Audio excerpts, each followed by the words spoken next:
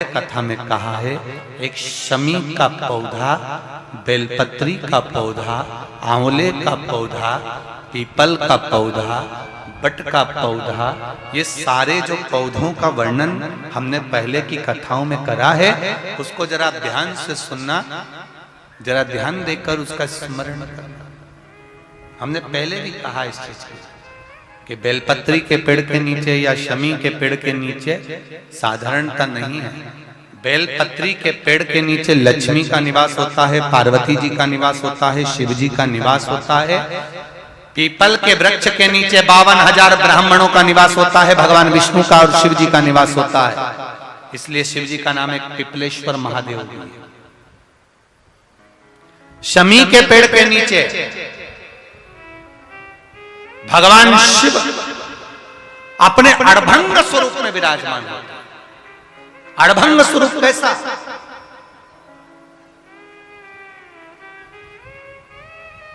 हम क्यों कहते हैं कि आप लोगों को भी पहले कहा, शमी का जो पत्ता होता है, देखा है शमी का जो पत्ता होता है, हम पहले भी कथा में कहा है, जो व्यक्ति मदिरा में डूबा रहता है, नशे में डूबा रहता है, जो व्यक्ति बहुत ज्यादा मात्रा में ये तंबाकू, गुटखा या पाउच आदि खाता रहता है और उसका गुटखा पाउच छूटने को ही तैयार नहीं होता, वो बेचारा प्रयास करता है, ऐसा नहीं कि नहीं करता। आजकल के जमाने में तो कितनी बड़ी बड़ी बीमारी होने लगी, कैंसर जैसा रोग होने लगा, तो वो छोड़ना चाहता है, ऐसा नहीं कि नहीं छोड़ना चाहता। हर व्यक्ति चाहता है कि मैं व्यसन को छोड़ दूं, पर थोड़े दिन छूटता है, वापिस वो उस व्यसन में लग जाता है। तो हम पहले भी इस कथा को कहे, शमी के वृक्ष के नीचे शमी के मिट्टी का शिवलिंग बनाकर, शमी के वृक्ष के नीचे शमी की ही मिट्टी का शिवलिंग बनाकर उस पर जो बेलपत्र समर्पित करता है और शमी पत्र समर्पित करता है, वो बेलपत्री को उठाकर ले आता है, शमी पत्र के साथ में शिवलिंग की पूजन करी हुई शिवलिंग का विसर्जन कर देता है। उसी दिन उस बेलपत्र को, लाए हुए बेलपत्र को जो शमी पेड़ के नीचे पूजन कर कर बनाया गया है, उस बेलपत्र को जो नशा करने वाला व्यक्ति होता है, उसको 3 दिन तक लगातार पहली पत्ती बीच की, दूसरी पत्ती राइट की, तीसरी पत्ती लेफ्ट की, जो एक एक कर कर 3 दिन तक खिला देता है। 3 या 4 बार अगर प्रयोग कर लिया तो ये निश्चित है दूसरी बार वो नशे में धुत नहीं होगा, ये निश्चित। शमी वृक्ष जो शंकर भगवान का अड़भंग स्वरूप जहां विराजमान, थोड़ा मदिरा पान करने वालों के लिए, व्यसन करने वालों के लिए, थोड़ा गलत कर्म करने वालों के लिए थोड़ा सा और बहुत जरूरी है। मेरा नवयुवक बेटा बेटियों से ये निवेदन रहा है और आज फिर कहता है, आप तंबाकू खाते हो, आप गुटखा खाते हो, आप पाउच खाते हो, आपसे निवेदन है ये समझ लीजिए कि आप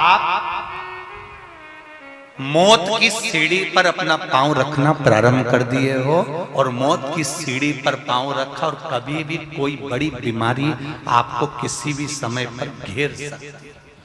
एक बात बहुत ध्यान से उतारना, मेरे बेटा बेटियों से निवेदन, नवयुवक बच्चों से निवेदन, युवान बेटा बेटियों से निवेदन है, हम सुपारी खाते हैं या कोई सामान खाते हैं, बार बार हमारा गाल कटता जाता है, फिर ठीक होता है, फिर कटता है, फिर ठीक होता है, फिर कटता है। दांत में, जबड़े पर और गाल में झार झार सी पड़ने लगती है। धीरे धीरे धीरे धीरे 10 साल, 15 साल, 20 साल, 30 साल बाद वहां फिर घाव उत्पन्न होने लगता है। अच्छा, कई लोग कहते हैं कि पुराने लोग भी तो खाते थे, तो पुराने लोग ये तंबाकू या गुटखा नहीं खाते थे, पुराने लोग पान खाते थे, बीड़ा खाते थे।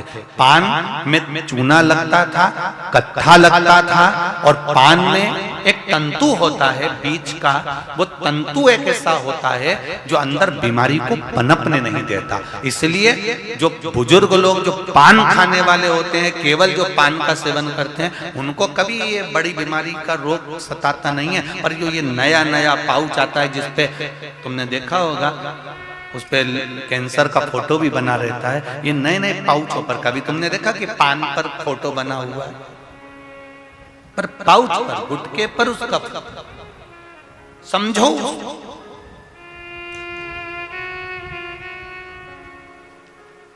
तो कौन से वृक्ष के नीचे पूजन करना है? जम के बोलिए जरा, जम के बोलो जरा। शमी वृक्ष के नीचे।